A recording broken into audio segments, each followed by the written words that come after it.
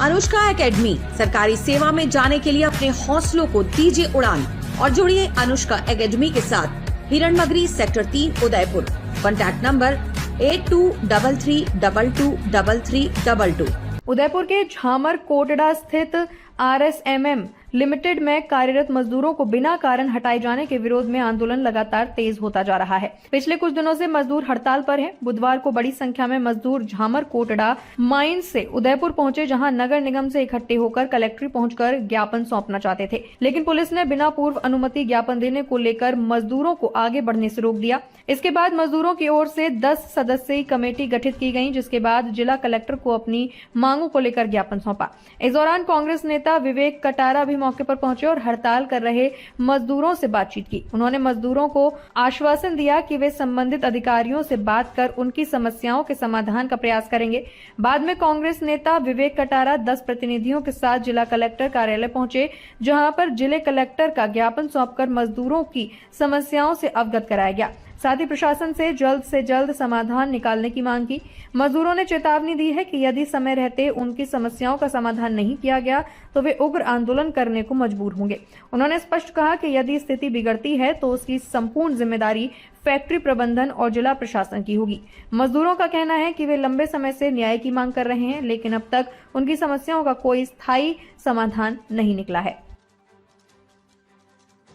से ये मजदूर विरोध प्रदर्शन कर रहे हैं, कोई सुनवाई नहीं हो रही है और इनके खिलाफ 10 जनों की लिस्ट बना के एक मामला दर्ज करा के इनको गिरफ्तार करने के आदेश दिए गए। क्या मानते हैं आप? देखो, मैं तो इसकी बहुत निंदा करता हूँ। पिछले 6 दिन से हमारे श्रमिक भाई जामा कोटड़ा में बैठे हुए थे। हमारे कुछ साथियों को वहाँ से निकाल दिया बिना कारण बताए हुए। बाहर के लोगों को ठेकेदार लगा रहा है, तो हमारे यहाँ स्थानीय लोग कहाँ जाएंगे? आज उनके बच्चों का क्या होगा, उनके रोजगार का क्या होगा, उनके परिवार का क्या होगा? तो जो नियम है उसके हिसाब से वेतन मिले और यहाँ के स्थानीय लोग यहाँ पे यही उपरम यही है जावलकोटा में, यही इसी एरिया के श्रमिक काम करें, यही हमारी मांग है। और जिस तरह से ये सारी जो घटना हो रही है, नियमों के खिलाफ जो काम हो रहे हैं, हम उसकी निंदा करते हैं। और मैं तो कह रहा हूँ, इस भारतीय जनता पार्टी की सरकार में किसी भी महकमे में न्याय नहीं मिल रहा है।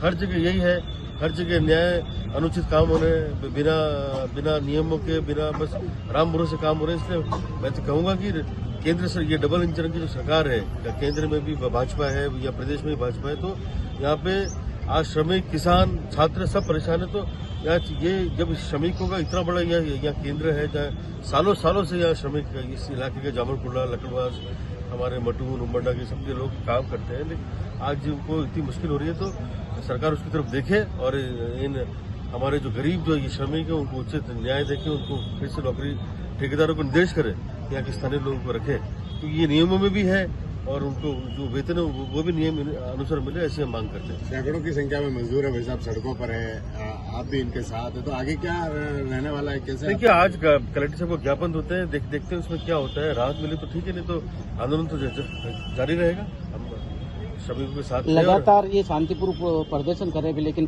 कहीं न कहीं एक परिवार जिनके खिलाफ दिया गया 10 लोगों की लिस्ट बना के इस आंदोलन को खत्म करने को लोग। देखिए, अभी पहले टीचर्स ने किया, सचिवों ने, पटवारी ने किया, ये तो ये सरकार की जो इनकी एक पूरी योजना है कि कोई भी इस तरह के शांतिपूर्ण धरने पे करे तो उनके खिलाफ केस बना दो, तो ये सब चलेगा। लेकिन हम काम करते रहेंगे और हमको हर हाल में श्रमिकों को न्याय दिलाना, ऐसा हम संकल्प है। निर्मल डांगी नाम है सर। आप सभी मीडिया बंधुओं का बहुत बहुत साधुवाद, धन्यवाद। आप सब यहाँ पधारे। मैं आपको एक बात अवगत कराना चाहता हूँ। हमारे 40 मजदूर भाई है, जिनको बिना बताए इन्होंने अपनी समस्या LRO साहब को बताई थी, बिना बताए इनको जॉब से निकाल दिया गया। खाली इनकी अपनी समस्या ये थी, सर हमारी सैलरी नहीं बढ़ रही, ये नहीं बढ़ रही, इनको डायरेक्ट बाहर निकाल दिया गया।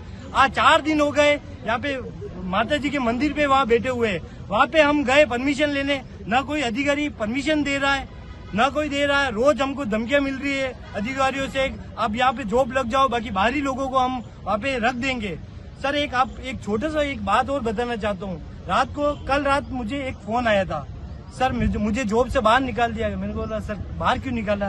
कि सर मैंने मेरे वाइफ की डिलीवरी है, तो मैंने उनको बोला था कि नाइट वाली शिफ्ट मैं नहीं कर सकता, डे में रख दो। सर कितने क्रूर लोग हैं आप देखो, ये उनको बिना बताए डायरेक्ट जॉब से बाहर नोटिस डाल के बाहर निकाल दिया। अब सर ये जाएंगे कहाँ? आज हम यहाँ पे आए, कलेक्टर साहब को ज्ञापन देने गए, तो सर पुलिस अधिकारी आ गए, आप वहाँ ज्ञापन देने नहीं जा सकते हो। सर हमारे जो संविधान में है, लोकतांत्रिक मुद्दा है कि हम अपना ज्ञापन दे सकते हैं, कुछ नहीं। हमारे ऊपर प्रेशर बना रहे, इन मजदूर भाइयों को रोज धमका रहे, अंदर जाके क्या बता, कोई माइंस में पथराव कर रहा है, ये कर रहा है, उन्हीं के आदमी कर रहे और मजदूर भाइयों को उठा के ले जा रहे। अब हम सब कहाँ जाएंगे? आप सभी मीडिया बंधु है, हमारे कुमार साहब है, भैया जी है, इन सबसे यही रिक्वेस्ट करते हैं, आपसे कलेक्टर साहब से हम एक परमिशन दिलाओ, हम वहाँ पे धरने पे बैठ सके। बाकी अभी आज हम यहाँ पे 500 की तादाद में लोग आए, कल हम 2000 आएंगे, फिर ये सारी व्यवस्था बिगड़ेगी, ये पुलिस प्रशासन का होगा। अब सर क्या श्रम आयोग में नियम है। जी भैया, नाम बता दो क्या? विजय शंकर कुमावत, जामा कोटा ठेका श्रमिक संघ का अध्यक्ष बोल रहा हूँ मैं। आज हम क्या ज्ञापन देने आए सर को, हमने एप्लीकेशन भी दे दिया था,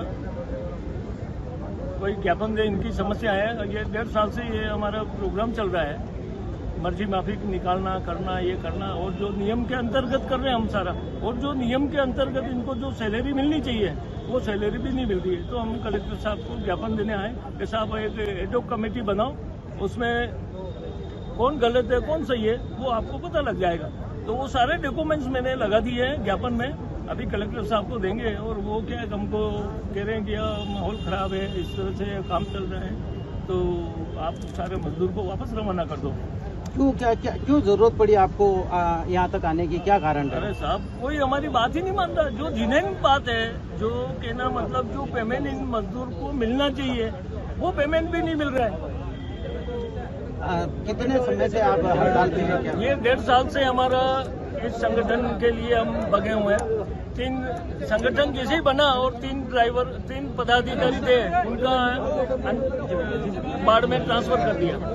और हम विवेक सर के पास भी गए 1.5 साल पहले कि सर ये प्रॉब्लम आ रही है, तो विवेक सर आ गए, तो आप इनसे बात करें। क्या क्या मांगे आपके? मुख्य मांगे तो हमारी 2 मांग है, बाकी कोई मांग नहीं है। एक तो इनको ड्राइवर को अनलीगल निकाला है, उनको वापस रख लें, और जो श्रम आयोग के नियम अनुसार जो रेट मिलनी चाहिए वो रेट हमको दिला। सरकार के जो मजदूरों के हित में जो नियम होते हैं श्रम विभाग की ओर से, ये सरकार का उपक्रम है, यहीं पे लागू नहीं हो रहा, तो इसको लेकर आप क्या मानते हैं? ये तो सारे मैनेजर सब जो नियम को भी ये ताक में रख रहे हैं, वो मैंने सारे नियम दे दिए इनको।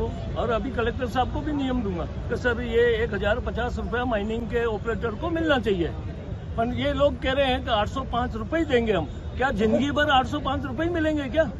1 साल भर का कंफर्मेशन पीरियड होता है, उसके अंतर्गत हम भी मानते हैं कि भाई ये एक सैलरी मिलनी चाहिए। उसके बाद तो उसको 2nd, 3rd, 4th इस तरह से वो पिछले 3 तारीख से आप विरोध प्रदर्शन कर रहे हैं, शांतिपूर्वक विरोध प्रदर्शन कर रहे हैं, किस तरह का दबाव आ रहा है? क्या दबाव तो सर क्या बताएं आपको, इतना भारी दबाव आ रहा है। अब 10 आदमी या 15 आदमी की लिस्ट दी है क्या इनके खिलाफ गिरफ्तारी वारंट निकाला जाए। जो हमारे अब किसने पत्थर फेंका है हमको मालूम नहीं, वो 2 आदमी को बिठा रखा है, और हमने कुछ किया हो तो CCTV कैमरे लग रहे हैं वहाँ, वो चेक कर लें, और हमने गलत किया तो हमारे पास कार्रवाई करो आप। आज क्या अब ये विवेक सर आ गए तो इनसे भी आप आए, तो क्या हवाला आज दिया गया है? नहीं, आज तो हम वो ज्ञापन दे रहे हैं, सारा डिटेल में लगा के दे रहा हूँ इनको, जो भारत सरकार के नियम के अंतर्गत जो पेमेंट मिलना चाहिए। अभी अगर सुनवाई नहीं होती तो फिर आगे का क्या रुख रहेगा? नहीं साहब, नहीं तो फिर उग्र आंदोलन किया जाएगा। ठीक है, ले